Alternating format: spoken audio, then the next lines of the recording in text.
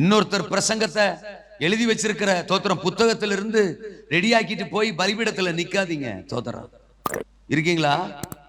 உங்க பிள்ளைகளுக்கு சோற தோத்திரம் நீங்க கொடுங்க. பக்கத்து வீட்டு சோற களவாண்டு கொடுக்கணும்னு யோசிக்காதீங்க. அல்லையில சொல்லுங்க. அப்பா சில சமயங்கள் அடுத்தவங்க பிரசங்கங்களை நம்ம பயன்படுத்தல தவறுன்னு நான் சொல்ல மாட்டேன். நாமும் கற்றுக்கொள்ளுகிறோம். அதுவும் கர்த்தருடைய வார்த்தை தான். அதிலிருந்து நம்ம குறிப்புகளை எடுத்துக்கொள்வதோ நம்ம கற்றுக்கொண்டதை நம்முடைய பிள்ளைகளுக்கு பிரசங்கிப்பதோ தவறு இல்லை. ஆனா அதுவே வழக்கமாக்கி கொள்ளக்கூடாது. நாம் அமர்ந்திருந்தால், நாம் காத்திருந்தால், நாம் வேதத்துக்கு நேரம் செலவழித்தால் நம்ம கூட கர்த்தர் பேச, நமக்கு காரியங்களை கற்றுக் கொடுக்க அவர் நமக்கும் உண்மையுள்ளவராய் ஆயத்தமானவராய் இருக்கிறார். நான் ஒண்ணு சொல்றேன், சோம்பேறி சபை ஒரு நாளும் வளராது.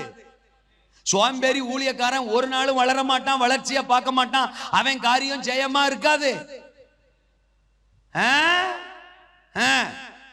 பள்ளிக்கூடத்துல பாடத்துல கவனம் செலுத்துறவன் தோத்திரம், ஹோம்வொர்க்க உருப்படியா பண்றவன் தோத்திரம், கொடுக்கிற வேலையை கரெக்டா செய்யறவன் தோத்திரம், அவன் தான் நல்ல மார்க் எடுப்பான், நல்ல நிலைக்கு வருவான்.